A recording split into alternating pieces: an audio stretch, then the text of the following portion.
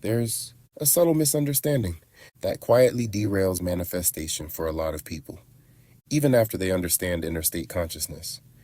It's the idea that feeling is linked to intensity, that emotion must be strong, that belief must be dramatic, that if you're not feeling something powerfully, then you're doing it wrong. But the feeling that creates reality is not intensity, it's naturalness.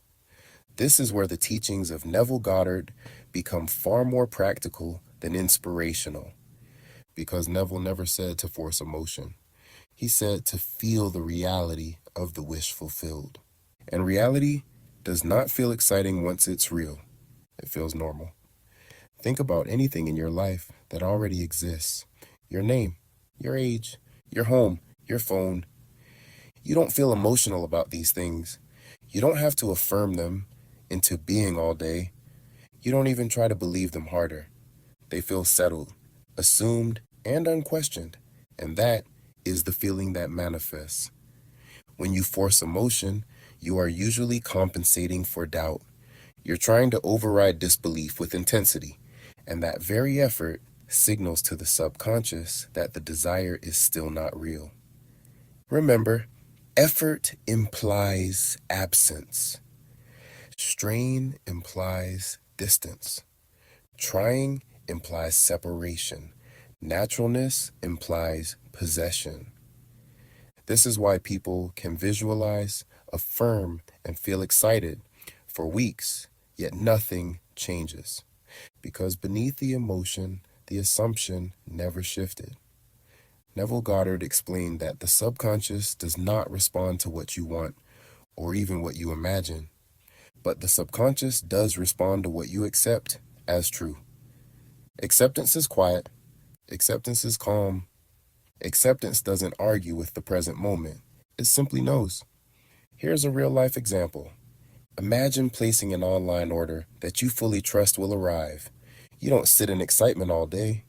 Neither do you keep checking the confirmation and tracking every 5 minutes. You don't emotionally hype yourself into believing it's coming. You just know it's on the way. That knowing is natural. That assumption is relaxed. And that is why it works. Now compare that to someone who constantly worries whether the order went through, refreshes the page, and tries to convince themselves it's coming.